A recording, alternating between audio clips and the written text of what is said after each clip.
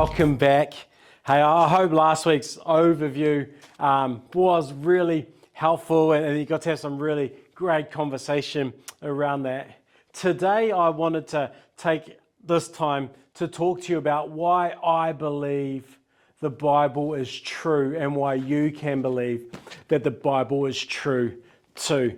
You see, I think that there's so much evidence around why we can trust that this is a true account. And I think there's something just nice to know that gives you a real sense of security when you know, hey, why do I believe it's true? So I'm going to take a few moments and I'm going to share a number of reasons why I believe that it's true. Some will resonate with you potentially more than others, but what I hope it does is start to create a pretty strong picture as to why you can have confidence that the Bible is true. Before I begin, let me read this quote from Tim Keller, which is awesome. Tim is he is one of the smartest, most intellectually rigorous pastors around. He said, after reading and studying the Bible for 50 years and weighing all the criticisms of it, I am convinced it is the Word of God, completely true in all it teaches, beautifully cohesive, with the supernatural power to transform and enable us to commune with God. He said, firstly, in my 20s, I concluded the Bible was wholly true. That was not a gradual or recent conviction. But secondly, for 50 years, I've read every opposing view, every critique of the truth of the Bible I could get my hands on. They fall short. They don't make their case. So there we go. Let me start. The first reason I believe that the Bible is true is because the Bible is historically accurate. It's historically accurate. There are certain standards that get used in the literary world to identify the accuracy of historical records. Those standards have to do with these three things: eyewitness accounts. Are they being recorded and copied with extreme care? And has there been archaeological confirmation for what they contain? Now, if we look at the Bible, have we got eyewitness accounts? Yes, we do, in particular when it comes to the life of Jesus. I love how Luke writes about this. Luke in chapter 1 says, many have undertaken to draw up an account of the things that have been fulfilled among us. Many people have tried to write down something so crazy, something so special has gone on. Many people have tried to write this down, just as they were handed down to us by those who from the first were eyewitnesses and servants of the word. It says, therefore, since I myself have carefully investigated everything from the beginning, it seemed good also to me to write an orderly account for you, most excellent Theophilus,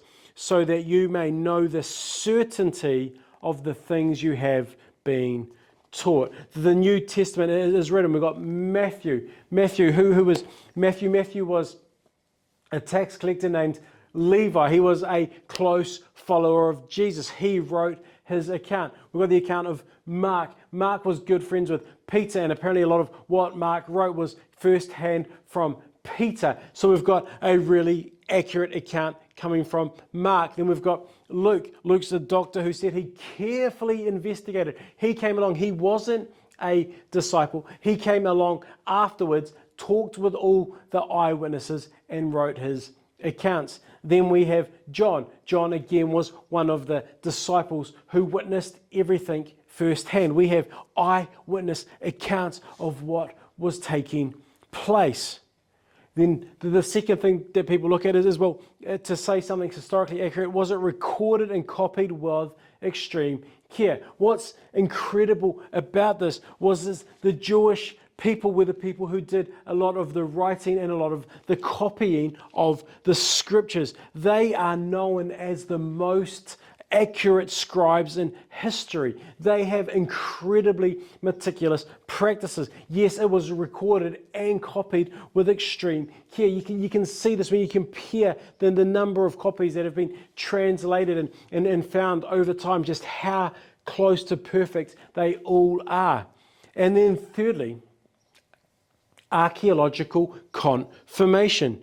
What's insane is that archaeologists, and in all their digs and all that they've built up, they've never found anything that contradicts anything that's recorded in the scriptures. Not one. And in fact, there was one empire that's talked about in the scriptures that no one could find, that no archaeological dig ever turned up any evidence of. So people said, is this the one thing that's proved that it's not true? For 1900 years, this was the case, that maybe the Bible missed it on this one. It was the Hittite Empire, and they could find no historical record of it until in the early 1900s, there was a dig, and everything in this dig were the artifacts of the Hittite Empire. Archaeological confirmation shows that the Bible is historically accurate. So you've got the eyewitness accounts, the fact that it was copied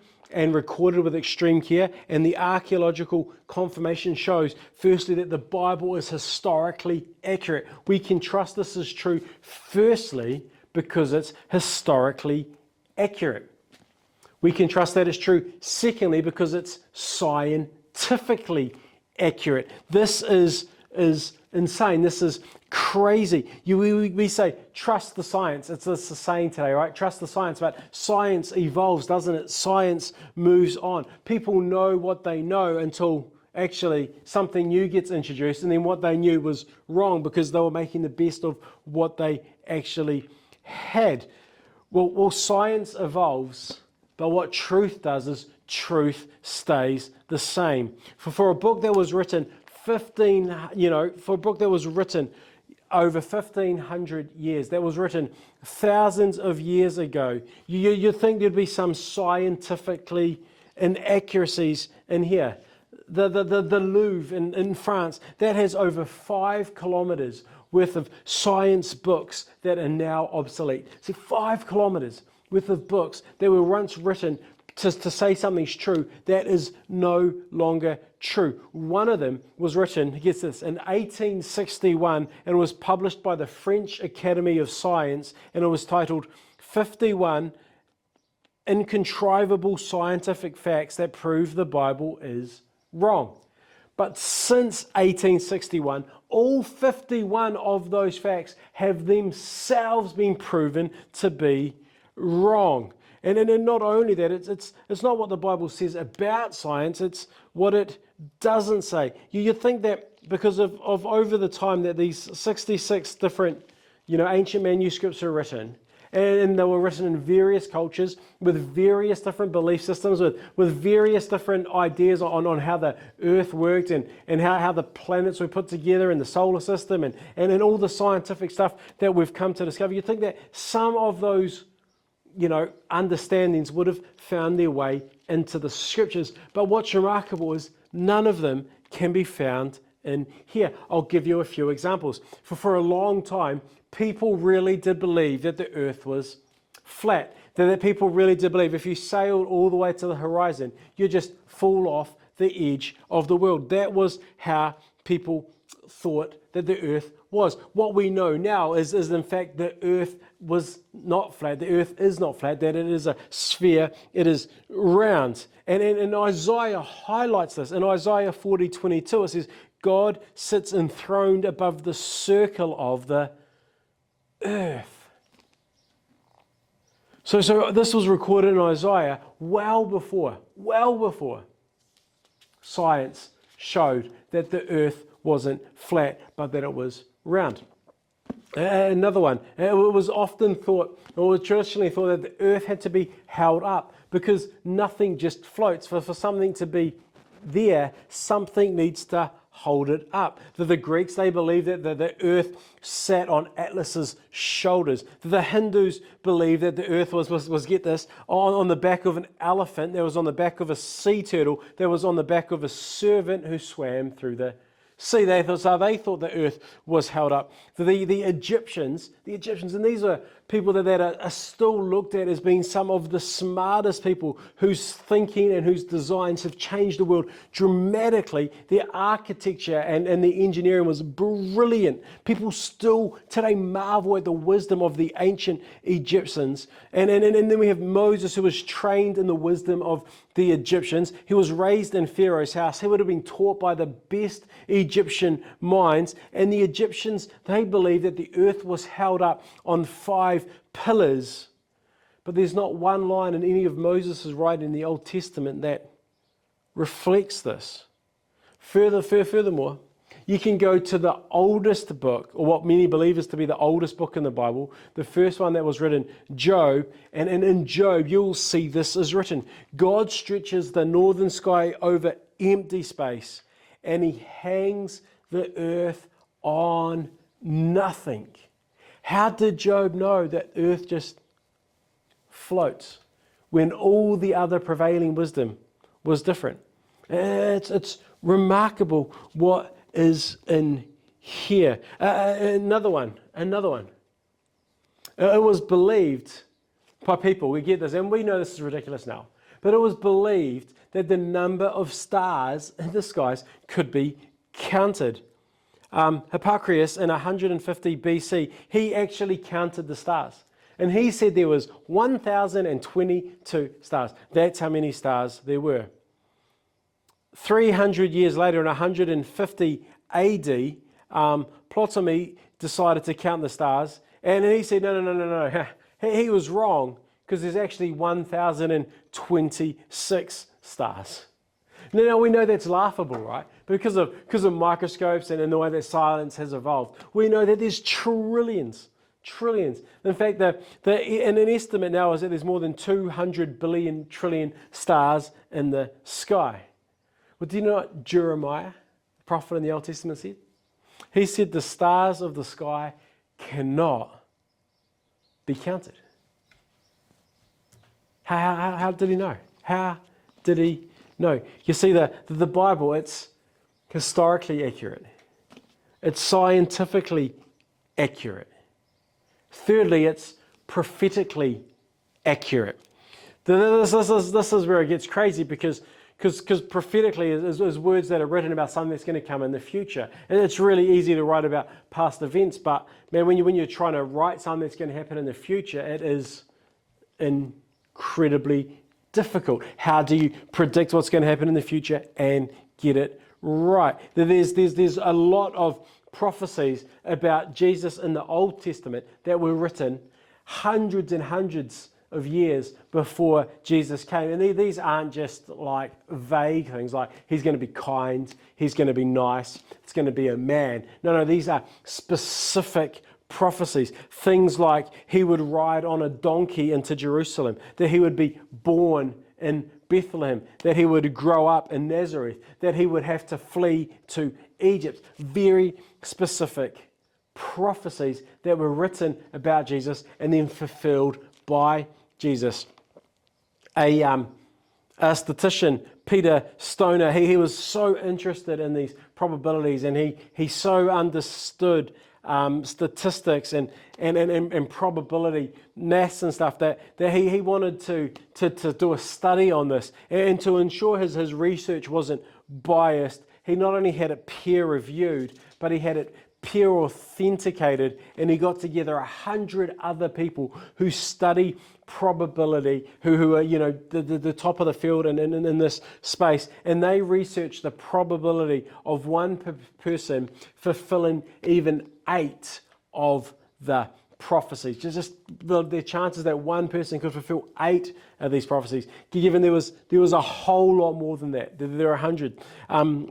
There were so many prophecies, but they said the chance of one person fulfilling 8 prophecies was 1 in 10 to the power of 17. That is 1 in 1, and then put 17 zeros behind it. That is one huge number. If to help you understand a picture of this, that would be like if we took $2 coins, okay, just nice $2 coins, and we laid them out across New Zealand, across the entire country, where we put $2 coins out all across the country, that the pile would end up being 1.5 meters high. So imagine that all of New Zealand is covered in 1.5 meters high of $2 coins.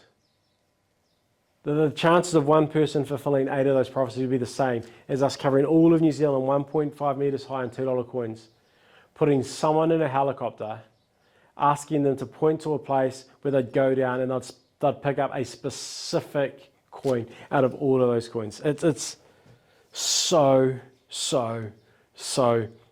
improbable. It's amazing how accurate the prophecies were, that we can have a huge amount of confidence and a huge amount of trust in the Bible because it is prophetically accurate.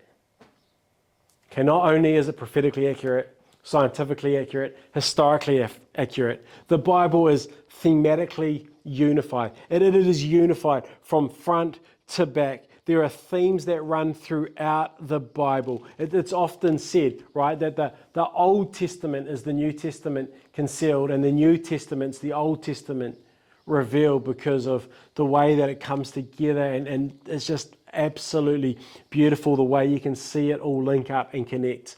That the Bible is thematically unified. It really is the story of a God who goes out of his way because of his love for his people to redeem and to restore and to rescue them. It just runs throughout this. The fifth reason why we can trust the Bible is because Jesus trusted the Old Testament scriptures. We see Jesus quote the Old Testament time and time again. And some people say, well, that's a weak argument because Jesus trusted it. Why would we trust it? The reason that we give weight to these words because Jesus trusted it is because Jesus did something that was phenomenal. Jesus predicted his own death and resurrection, and then he pulled it off. I don't know about you, but if I met anyone and they predicted they were going to die and be resurrected, and then I saw them die and I saw them come back to life, do you know what? I'd pretty much believe anything else that person said because they've done the impossible. They've predicted and then pulled off their own death and resurrection. And Jesus quoted the Old Testament. He quoted various different parts of it in various different settings and at various different times. I think we can put a lot of trust in it because Jesus put trust in it. And finally, the sixth one is, as Tim Keller pointed out earlier, that the Bible has survived all attacks.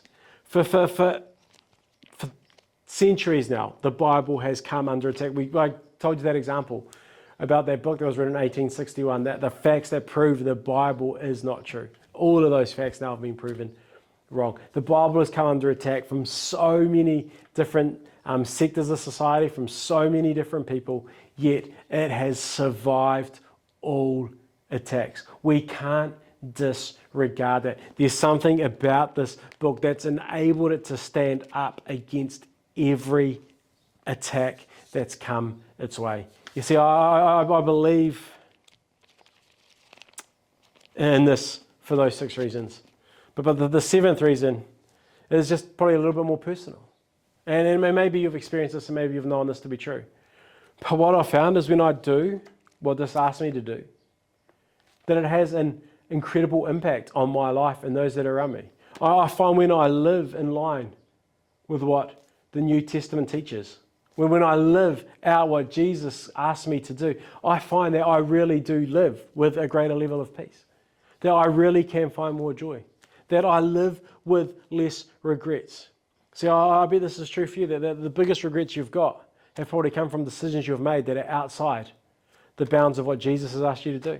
And you look back and maybe you're filled with embarrassment, or maybe you're filled with shame, or maybe even guilt because of what you did. And maybe at the time you knew it was wrong or you didn't know it was wrong. I don't know.